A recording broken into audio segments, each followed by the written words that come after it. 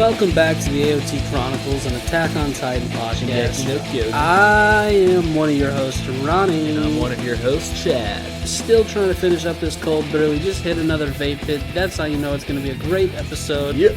Let's talk about it. It is Season 3, Episode 4, Episode 41, Trust. You ready to just go?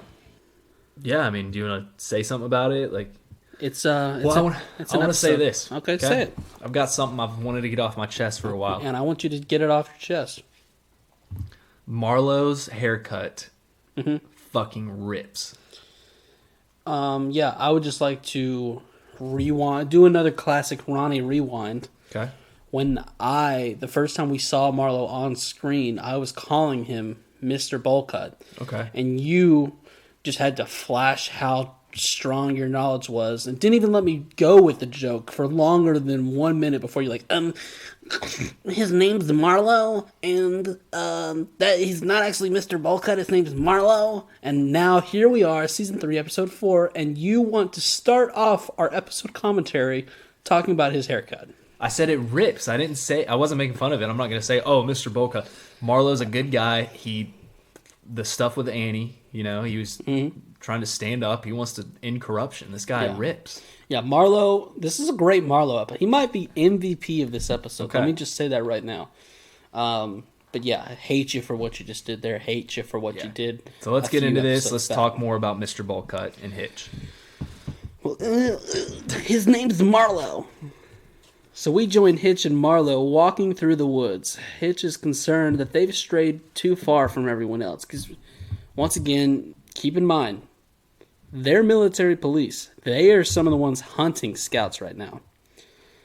Marlo can't figure out why the scouts, who are the same people who are putting their lives on the line to help people, would turn around and just kill people.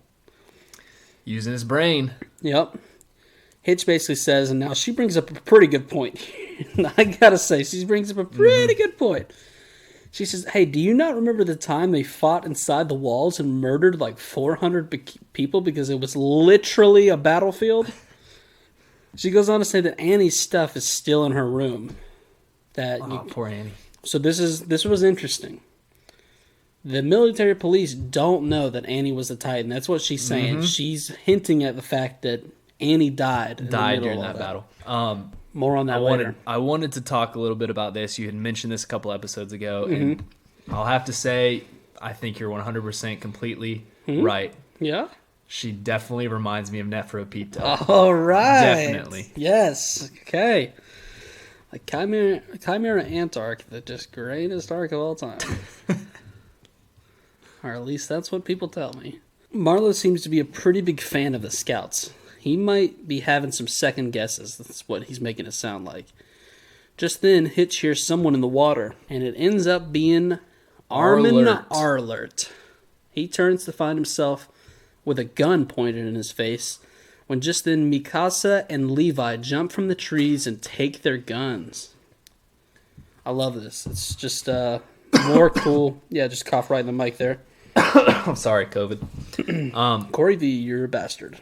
I wanted to say this too. Well, hey. What? First of all, I saw that one coming. Stop hitting that vape pen so It's not the aggressively. vape pen, it's the cold brew. I got to reset this because you just fucked it all up. Damn it. So Marlo seems to be a pretty big fan of the scouts. He might be having some second guesses. I went too far back. Well, can I say something before you go? It ends up, we're getting back to the same point. So what do you need to say before I get to this? Super important.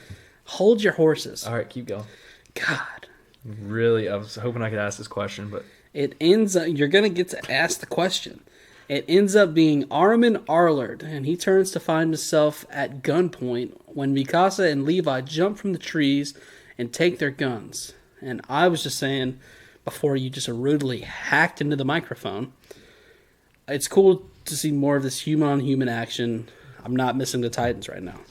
Okay, so you don't want this show to be about Titans? No, 4 episodes into this new season, it's been fun to see this political side of it. Okay, I agree. I completely agree. I think this is a great mix-up, and I'm honestly, at this point, I'm enjoying this season more than season 2. The interesting hot take there. That's what I'll say first of all. Okay. We can get more into that later. Second thing I was going to say, the Titans, they're just true evil. They're evil through and through because that's the only way they're wired. You know what you're getting with them. Mm-hmm. This political side of it, this is, humans. They can be pure evil, but they can also put on a fake face and lie and that's be sneaky. That's what's scary about humans. Now, two things. Will you finish your freaking cold brew, and will you ask your question? All right, so I'm almost done with it. A couple more sips. That was such aggressive swallowing. I'm so sorry for everyone who heard that because I know our $400 mic picked that up. Can I get to my question? Please. Do you think Marlo and Hitch are from the 103rd? No. Okay, then what do you think they're from? I mean, they weren't from the 104th. Do you think that they were from the class before them? Because you have to be in the top 10. We would have seen them in the top 10.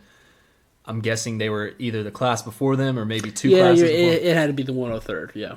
Or even maybe the 102. Maybe the one before that. Yeah. That's the thing. Does it go by year, I guess? Well, but they've talked about 107 years, but then only 104th class. So what? I don't think it's by year. I think it's probably, I don't know. That's a tough one because they also trained for 3 years. Mm-hmm. The 104th did. Yeah. So I don't know how they do that. I mean, how long have they been out? Have they graduated? How long ago was that, do you think? Is that still just... Not that long. It's probably been... A couple months? A few months, yeah. All right. Pretty good question. Thank you. I appreciate that. So we're back into this capital meet-all or whatever. And anytime you see that we're going to this capital meet-all, just be prepared to see a bunch of people that you've never seen before. But in this case, it's actually Erwin who's in a cell when a man walks in and says, "Let's get this interrogation over." Just a quick little scene there. Okay. In the city streets, we see some, I'm assuming reporters, because, they're writing stuff down. They've got hats. They're dressed kind of nice, and they're talking to a military policeman. And they ask about the Scout murders when one of the reporters starts to smell something a little fishy. Ooh. And he starts to ask some follow-ups, but he's stopped by his other journalist friend. Hey. Who, he's picking up on... He's just a rookie. He's figuring it out. He's like, hey, man, let's not get killed right now. Fake news. So he tells Niall, I think this is, that they're not going to write about the MPs or their new ODMs. And the new ODMs, you kind of touched on this. I don't think they ever called this when you touched on it, are the buckshots. And it's basically the guns that they've got kind of along with their ODM gear that... And they admit straight up, these were basically made to use against people, a.k.a. scouts. So that's pretty crazy. So we've got... They pretty much just admit right there that we have the government versus the scouts. Yeah. Mm-hmm. Demo Reeves' son is running away from military police. His name is Flegel. He looks like a Flegel. If you had to show...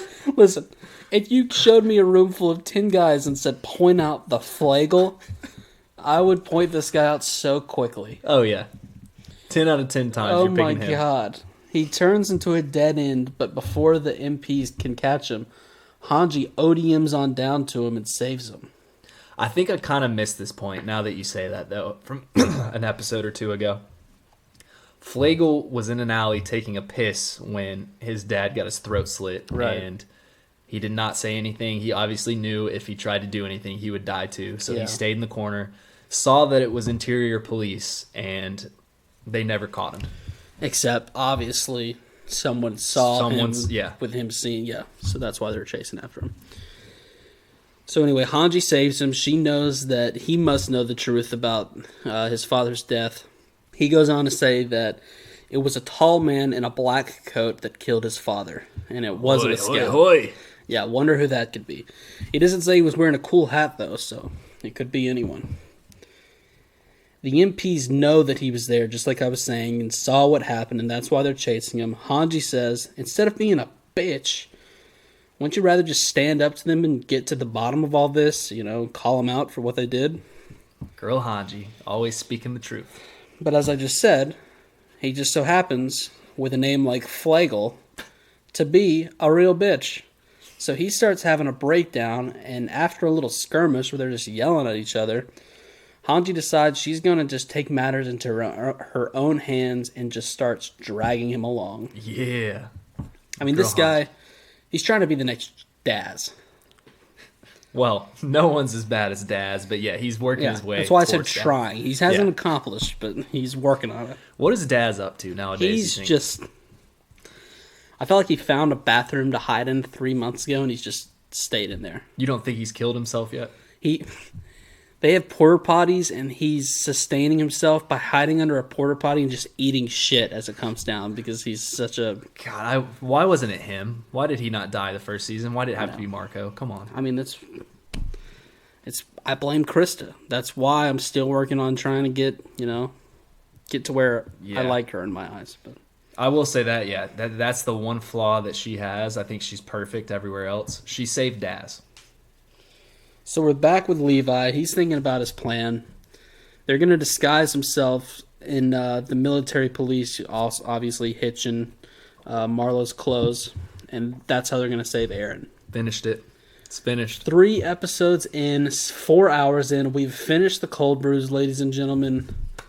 Congratulations. Best $5 you ever spent. It's $3.27. It really didn't feel like you had to choke it down at all.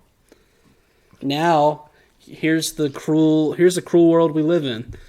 I'm going to see you tomorrow morning, and you're just going to be yawning and yawning and yawning because you're going to be up till 1 a.m. because you just drank an entire cold brew.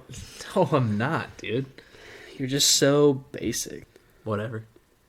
So they're going to disguise themselves as MPs. Levi walks over to Marlo.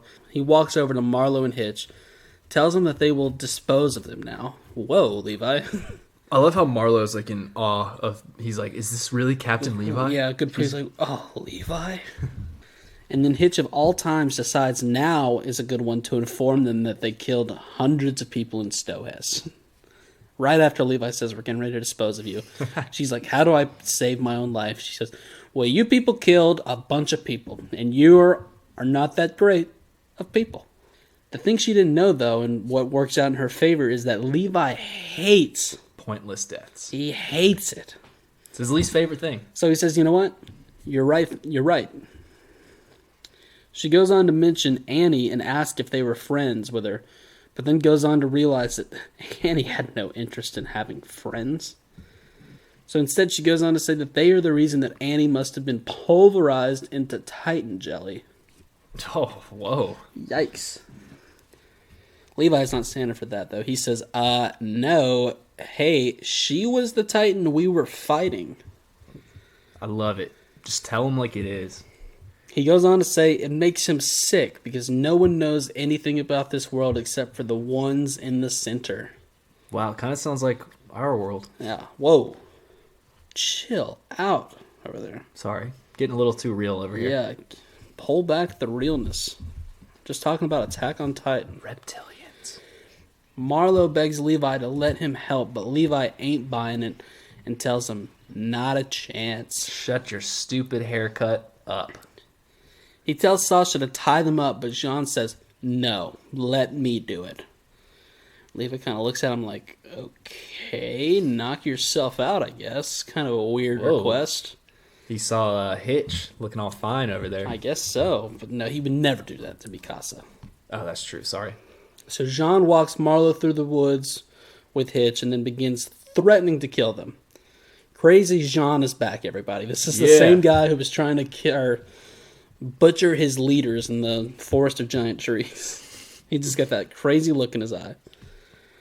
Marlo tries to plead for his life, and in the best thing that has happened yet, I mean, this is so great.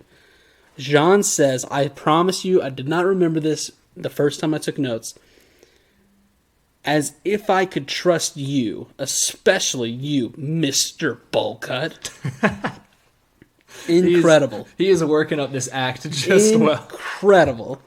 Can't believe my mouth dropped when I read that. You don't remember that? No. When I made the notes the first time, I just was calling it like it is. I did not know they ever referenced it in the show, because in the show, people have crazy hairdos. Heck, Gelgar looked like Elvis, for crying out loud. But John hits him with a Mr. Bowl Cut. Oh, and they bring it up multiple times later on, too. Oh, so great. I legitimately did not remember. He then says, who in the right mind would cut their hair like that? John somehow trips on the grass. He was nailing it, then he did this. Drops his knife, and so Marlo picks it up, and then Hitch just books it. John recovers quickly enough to stop the knife from, Marlo doing something with it, and he gets a gun on him. Marlo states again that he's on their side. He says that he picked the wrong regiment. Yeah, I love Marlo. Marlo's killing it. And as long as they have it in them to keep fighting, he will trust them. And John's kind of like, you know what, this guy might not be so bad. He's kind of filling him out, thinking... Well, he's playing this whole act, trying to get him to say something like that. And he's like, well, Mr. Bullcut, you're pretty cool. But that's when Hitch comes back and hits John out of the park. Just, she found a piece of wood and yikes. Hey, and props to Hitch for not just running away and actually trying to help Marlo. Because that's what it made it seem like initially. Yeah. Well, while John is lying down, Marlo asks him what he would have done if he had swung the knife at him. He wants to know why he trusted him. John says because he reminds him of a guy that he hates. A real damn idiot. We all know who that damn idiot is. What? You do? Yeah. I didn't know who he was talking about here. Arler, I think. Marlo says, this idiot, is it the same one Annie talked about? Man, Aaron is developing a real reputation for himself. Hey, he is... His idioticness has just left a mark on everyone. John says... You know what? If I trust you guys, so should Captain Levi. And sure enough, the next scene is Marlo and Hitch standing behind Levi, scouting out a checkpoint that they say should be the least manned. Levi tells them to go back to their squads before people get suspicious. The gang then charges in with horses and buggies. They kick ass. We don't even need to see it, because why would we? We knew what was going on here. And we get to a calling card. And this is another one that's just very wordy. I don't really know what it's saying. Let's hear it. It's chancellery? Okay. Chancellery? I don't even know. An institution which unifies and supervises the various public organizations of administration, justice, and military, which act under the royal government's will. Although it officially outranks other organizations, its authority is under constant contention. Hey, are you sleeping? Huh? Are you awake? This is what I heard. Hey, and when I was talking, you know what I heard? What's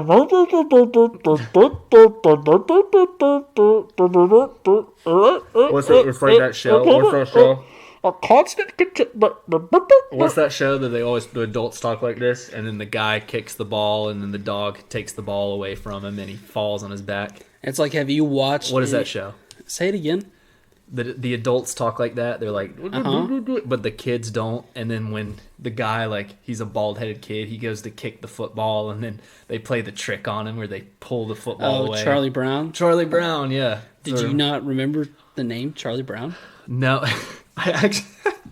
It's kind of embarrassing. No, I did not remember that name. I mean, it was a little bit before our time, but, Charlie Brown's been around. That's what I meant. I haven't seen it in a long time. The title of the show is his name. That's one of the first animes I've ever watched, okay? That and SpongeBob.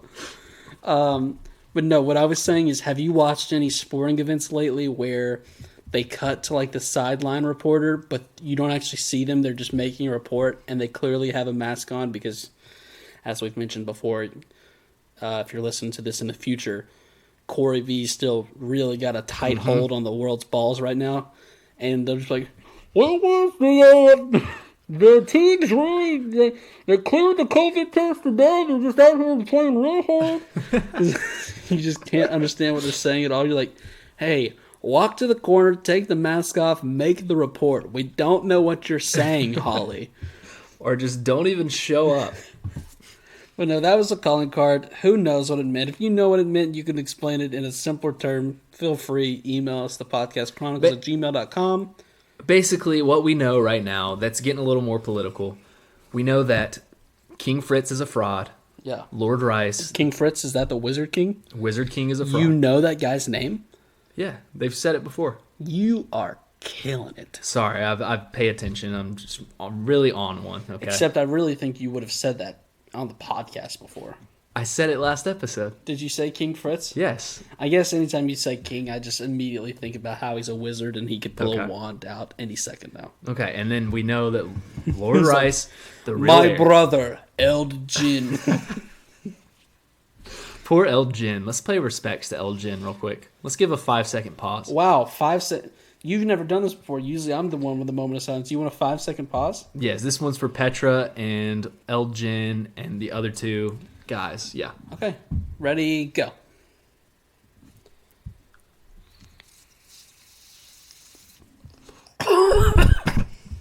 All right. Wow, that was... I felt that vape hit all the way from over here. If you just wanted to take a vape hit, you just... Oh my god. What is that? R.I.P. Strawberries? Blue Raz. All right, that's pretty lame. Okay, that's your turn to take the reins here. Oh, shit. Was I supposed to take the reins on this episode? Got you with your pants down.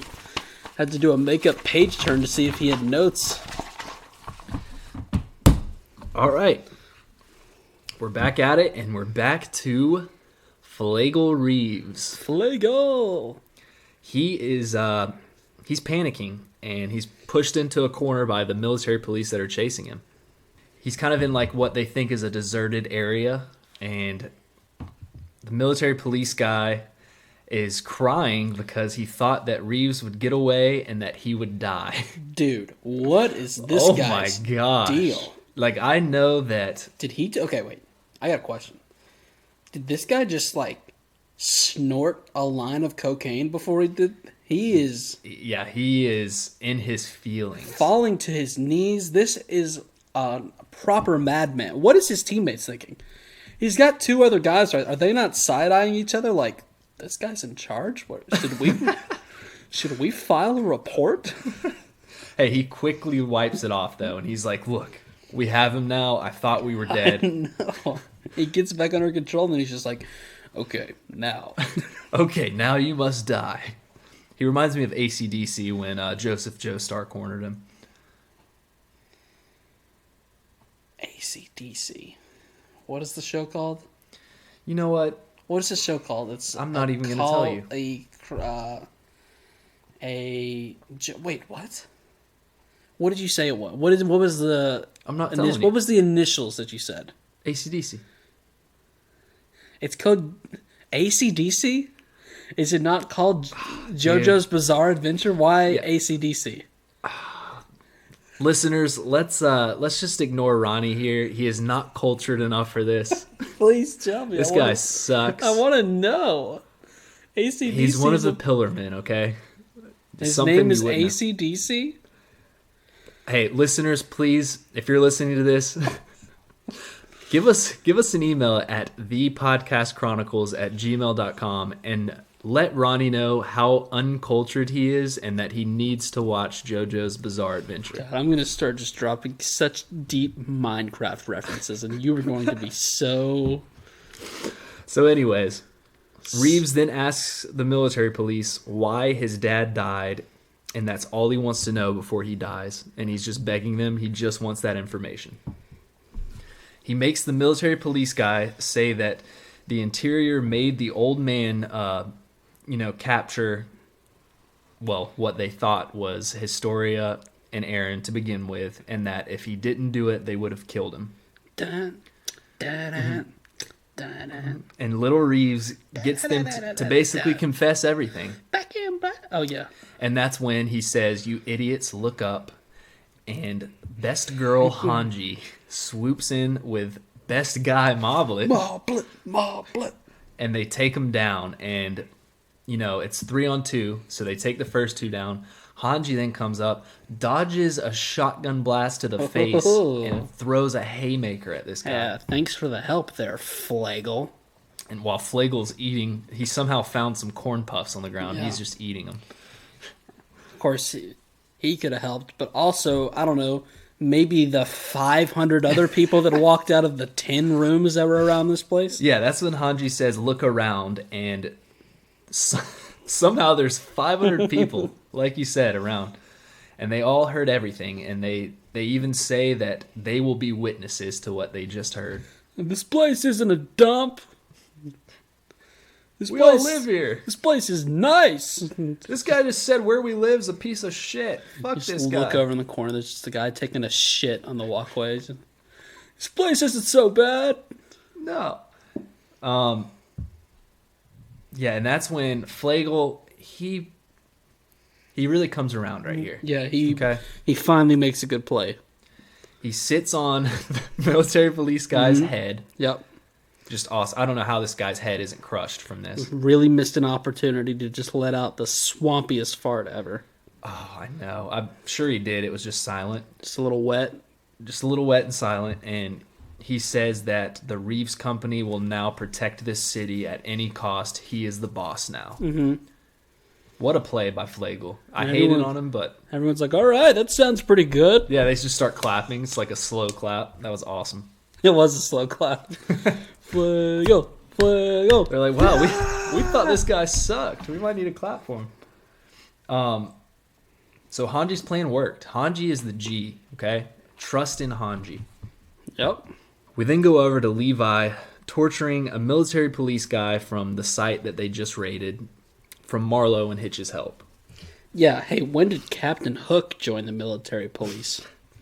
Hey, am I right? This guy... Hey. You're right. Is this guy not Captain Hook? You're right. I'll give you that one. It's one of the few that I'll give you. Captain Hook. This guy even talks about how, wow... Often never... Sorry, he doesn't say that. He somewhat says that, but he does say, yeah, y'all just handled my rookie military police squad that can barely wipe their own ass. I hope you feel proud of yourselves. And Levi's like, well, my squad can barely wipe their own ass too, so yeah, we are kind of proud. Levi then breaks his arm because the guy isn't talking, which I thought was awesome. Yeah. And the guy says he doesn't know anything and that Kenny Ackerman won't say anything. Mm-hmm. And then as soon as he says that, Levi's like, did you just say Kenny Ackerman? And Mikasa has a little eye turn too, because obviously we know what her last name is. Ackerman. The scouts then see that people are coming, and the guy says, told you so, pretty much to him, saying that they're screwed. We go back to Erwin in jail, and he's still missing an arm. Mm-hmm. He still doesn't have an arm. Yeah, it just doesn't have one. We haven't talked about this, but he still doesn't have an arm. He's just got one arm. He's got one arm. We haven't talked about this enough. Just one arm in it. His sleeves look stupid without that. Just cut your sleeve off. Yeah, buddy. I think sleeves, they're typically made for arms, so yeah. If you didn't have one, I could see where that might... That's when we have Captain Nile of the military police coming in. Might make a sleeve look kind of weird. Yep. So Captain Nile comes in and says, hey, Erwin, why do you have two sleeves but one arm? He doesn't say that. He doesn't say that. No, he doesn't. But he does come in and give a heads up of what's going on. And this is when you can kind of tell that Nile's a little suspicious about everything, too. Mm-hmm. I kind of like this guy now. I didn't like him in Season 1 at all, but I'm kind of coming around to him. He says that they're going to decide your final sentence, and basically if you're going to be executed or not, the king and the council will. He asks Nile. Erwin then asks Nile if his family is doing well in the Stohas district, and Nile says, as far as he knows, yes, they're doing well. And then he asks Erwin why he was why are you asking that question. Why are you asking that? Huh. He tells Nile that he entrusted something to Pixis, and when the time comes, that Nile will have to decide what to do. What? Hey, Commander Erwin, are you auditioning for the role of the Joker? Why do you think he asked Niall that, though, about his family? Because he's auditioning for the role of the Joker? Or we just... Imagine the world, good for Robert Pattinson, he became the Batman, new movie's coming out, and the Joker makes a cameo, and it cuts. Everything's real life, and then all of a sudden you just see an animated Commander Irwin. Why he's so serious? And his stupid one-arm look. Heath Ledger, not my Joker, Commander Irwin Smith. Irwin Smiths. Oh, your family all right? Or when was the last time you talked to them? Oh, really? What were they doing? 8:30, about the time your kid crawls into bed and opens up a book, huh? Niall just starts breaking down. What? He sprints all the way to his house. His family's just sitting there eating dinner. And like, Dad's home. He's like, I gotta go back to work. I've completely lost where I was. Was it because I did such a good You did. Commander Irwin Joker bit? That was a good bit because it did remind me of the Joker. I will say that. I did not have that in my notes, and I'm glad you pointed that out. Right. But why the fuck did he ask that about his family? I personally... Why did he ask that? I have no clue. In my own opinion, Irwin Smith, bad guy or good guy, I'm saying, like, if he's even dealing with a bad guy, he does not strike me as the person to stoop as low to, like, put children up or family as collateral. I think, if anything, he just knows that maybe a lot of these military police guys, their family doesn't live in the interior walls with them, and he's just trying to get into his head. I just can't, maybe we'll see, but I can't imagine him having, like, or Pixies, too. To go. That's what I'm thinking, man, like... That is 100% what he's insinuating. Yes. But I think he's just trying to... you also didn't mention this. Earlier, I had talked about how the guy walked in and said, let's get this interrogation over with Irwin, when it's clear that they just beat the shit out of him. Mm-hmm. So he's probably pissed from that, and he's probably just, fucking with him at this point. Yeah, it's the way he says it, too. It's just like you said. It's like a Joker-esque. Yeah. Like, it's awesome. It just makes me like him more, even though it's very menacing. Yeah. We then head over to the council, and they're talking about Irwin, and they're basically like, yeah, I don't think he knows anything from Pastor Nick. That guy was a complete nut job. There's no way that he defied the walls. That's pretty much what they say. So we kind of had made the joke earlier that they ended up killing Pastor Nick because they assumed that he told the scouts something. And these guys pretty much know, like, there's no way he did, but we just killed him anyway. Yeah, yeah. And for that, hey, maybe these guys aren't as bad as I thought. Pastor Nick had to go. That guy sucked. Irwin Smith then arrives on site, and they talk about executing him and how everything is now going according to plan. Mm-hmm. It's all going to work out. End of episode. We did a half-page turn there, ladies and gents, to see if we had any more on that episode. We did not. We did not. Therefore, it wasn't a page turn, and end of episode. EOE. Yep. So, do you have anything for our segment? You had anything kicking around in that head of yours that we know is always operating at 110%? We can talk about coffee. You going to talk about coffee? Yeah. Okay, that sounds just like a terribly boring segment here at the end, but you know what?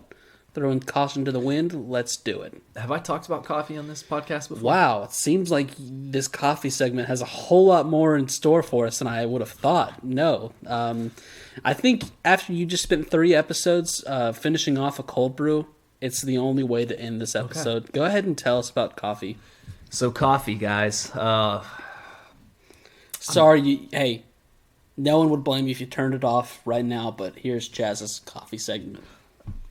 Coffee. From the oldest times when people... Yeah, uh-huh. All right, I can't come up with a cool story. I'll just say this. Nitro cold brew, Americano cold brew, black, throw in a little sweet cream in my nitro. Right. Mostly black. Love it. I love coffee. I love caffeine. Just inject it into my veins. That's all I have to say. Okay, and that's why he yawns 57 times in the morning every time I see him, and he's just, caffeine addiction's not anything to mess around with, kids, so be careful. So that was a segment, huh? That was the coffee segment, yeah. That was learning a little something about Chaz. That was the worst thing we've ever done. Let me just say. I guarantee you people wanted to know what coffee I drank. If you people hated that segment as much as I did, please send feedback to thepodcastchronicles@gmail.com. We'll see you. Subscribe to us on YouTube. Don't subscribe to us on YouTube. Take that subscription somewhere else that means something to us, more like Apple Podcasts, Spotify. Hey, here's something.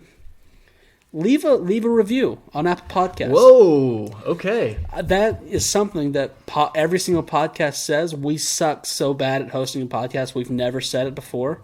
It's fine. I can see we're good. So yeah, leave a review for us. I think what we're supposed to say is 5 stars, but listen. No. I ain't no greedy bitch. Just leave whatever stars you feel like. Yeah, I will never ask for 5 stars. I prefer 5 stars, but I will never ask for 5 stars. Well, I felt like you saying you prefer 5 stars was kind of asking for 5 stars. No, it was just like, I'm not going to say, like, give us a 1 star. I prefer the 5 star. If you give us something lower than 5 and you send us feedback and you say we suck, we might ban you or we might block you. I'm not saying that. I'm saying give us whatever you want. Mm-hmm. I would just prefer a 5 star. Yeah. Yeah. All right. Well, you were on one last episode between the coffee segment and your very confusing 5-star, 1-star point there. I felt like you've really fallen off. I can't wait for season 4 when we only have to do 1 episode at a time. You clearly burn out near episode 3. You just really lose all your momentum. Season 4, December 7th. I've been Ronnie. He's been Chaz. We'll talk with you next time. Peace. Peace. That's how you end it. Okay.